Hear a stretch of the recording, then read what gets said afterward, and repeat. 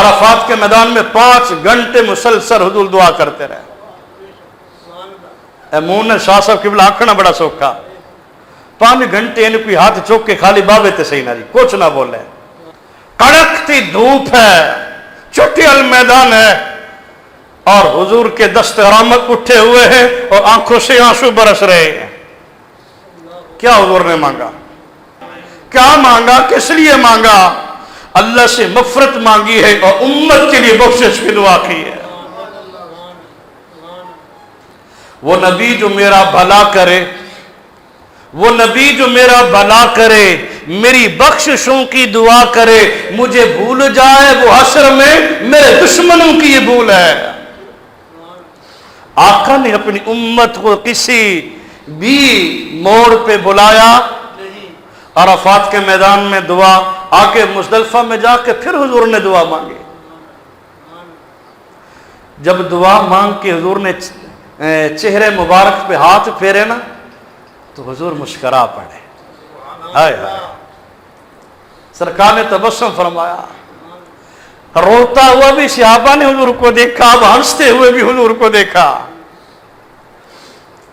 تو صحابہ نے پوچھا حضور آپ مسکرائے کیوں ہیں؟ فرمایا صحابہ تمہیں مبارک ہو, تمہارے نبی کی دعا کو اللہ نے قبول فرما لیا. اور میں نے دیکھا کہ شیطان اپنے سر میں مٹی ڈال رہا تھا. شیطان چیخ رہا تھا, چلا رہا تھا, ماتم کر رہا تھا, رو رہا تھا, اور میں مسکرایا ہوں کہ میرا رب نے میری دعا کو قبول فرما لیا. اب صحابہ بھی حضور کے غلام تھے, انہوں نے پوچھا حضور کیا آپ نے مانگا؟ فرمایا عرفات کے میدان میں امت کی بخشش مانگی تھی, وہی دعا پھر مزدلفہ کے میدان میں کی ہے. تو رب نے فرمایا محبوب قیامت کا دن ہوگا, ایک میں ہوں گا, مقام معبود پہ آپ نے فائز ہونا ہے.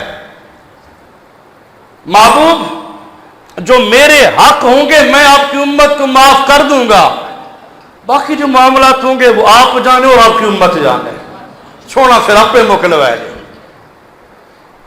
تو حضور نے عرض کیا بنیاد ایک چھوٹا سا مشورہ ہے. اللہ نے فرمایا بتائیں وہ کیا مشورہ ہے؟ دیکھیں اس نبی کا اللہ کے دربار میں کتنا مقام عرفہ والا ہے. حضور نے عرض کیا بے نیاز قیامت کا دن ہوگا, ایک حق لینے والا ہوگا, دوسرا دینے والا ہوگا. جس نے حق لینا ہے نا اس کو جنت میں جگہ زیادہ دے دینا حق کے بدلے میں, اور جس نے حق دینا ہے اللہ اپنے کرم کے صدقہ معاف کر دینا. عرفات کے میدان میں تو رب نے فرمایا تھا محبوب آپ جانے اور آپ کی امت. یہاں جب سرکار نے مشورہ پیش کیا تو رب نے محبوب کا مشورہ بھی قبول فرما لیا. اس لیے ہم کہتے ہیں کہ کون دیتا ہے دینے کو منہ چاہیے, ارے کون دیتا ہے دینے کو منہ چاہیے, کون دیتا ہے دینے کو منہ چاہیے, دینے والا ہے سچا ہمارا نبی, سب سے اعلیٰ اولیٰ ہمارا نبی, سب سے بالا والا ہمارا. یار پتہ چلا وہ نبی اتنا لجپال ہے, اتنا مہربان ہے. حجۃ الوداع کے موقع پہ عرفات کے اندر اگر نبی نے دعا کی ہے تو امت کے لیے دعا کی. مزدلفہ کے میدان میں اگر نبی نے دعا مانگی ہے تو امت کی خاطر دعا مانگی ہے. معراج کی رات اللہ کے حریم ناز میں حضور نے پوچھ کے اگر دعا مانگی ہے تو امت کے لیے دعا مانگی. کوئی موقع ایسا نہیں, کوئی مقام ایسا نہیں, کوئی گھڑی ایسی نہیں جس کے اندر زارا کے بابے نے اپنی امت کو یاد نہ فرمایا. اور اس امت کا حق بنتا ہے کہ آقا کی ناموس پہ پہرا دے. یہی وہ عظیم نعمت ہے کہ جب صاحب ایمان اپنے آقا کے ناموس پہ پہرا دے کے دنیا سے کوچ کرتا ہے تو پھر کہا جاتا ہے کہ نکیرین کرتے ہیں تعظیم ان کی، فدا ہو کہ ان پہ یہ عزت ملی ہے۔ تو نبی پہ فدا ہو کے دیکھ تو صحیح، اس محبوب نے اپنی دعاؤں کے اندر کسی مقام پہ تجھے بلایا؟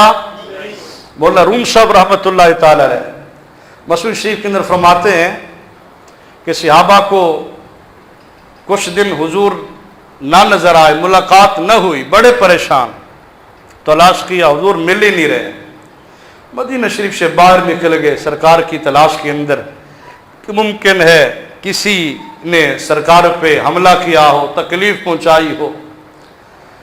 پہنچتے پہنچتے ڈھونڈتے ڈھونڈتے تلاش کرتے کرتے ایک چرواہے کو دیکھا، بکریاں چرا رہا تھا، اس سے پوچھا صدیق اکبر نے، او شبان بکریاں چرانے والے، تم نے امت کے رکھوالے کو دیکھا ہے؟ وہ چرواہا تھا، اس کو کیا پتا امت کا رکھوالا اس سے کون مراد ہے؟ صدیق اکبر نے کہا ہمارے محبوب کو دیکھا ہے؟ اس نے کہا میں نے تو کسی کو نہیں دیکھا، کسی کو ادھر آتے جاتے دیکھا ہے؟ کہاں ایک بندہ ہے غار کے اندر، 3 دن سے وہ روئی جا رہا ہے، اور 3 دن سے میری بکریوں نے گھاس چھوڑ رکھا ہے، وہ اس پہاڑ کے غار کے منہ کے پاس جاتی ہیں، وہ دیکھ کے منظر واپس آ جاتی ہیں، یہ بھی غمگین ہے اور وہ ہستی بھی غمگین ہے۔ صدیق اکبر نے پوچھا وہ جو غار کے اندر 3 دن سے ہستی رو رہی ہے وہ کچھ زبان سے بول بھی رہی ہے؟ خالی روئی جا رہی ہے؟ اس روایت نے کہا وہ روتی بھی ہے ہستی اور ساتھ کہتی اللہ میری امت کو معاف کر۔ اتنی محبت امت سے۔ میں نے جملہ بولا ہم جب بھی روئے اپنے دکھ درد میں روئے، اور حضور نے جب بھی آنسو بہائے ہیں تو امت کے لیے بہائے۔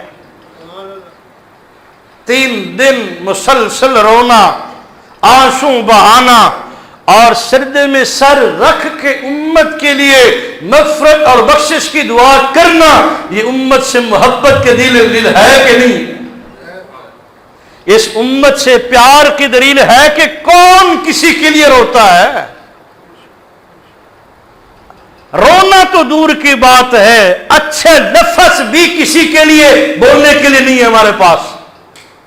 کسی کے دکھ میں درد میں شامل ہونا بڑی بات ہے، لیکن یہ ہستی صرف دکھ درد میں شامل ہی نہیں ہے، امت کے دکھ درد کو یاد کر کے حضور رو کے اللہ کے دربار میں جبین نیاز کو جھکا کے امت کے لیے مغفرت اور بخشش کی دعائیں کر رہے ہیں۔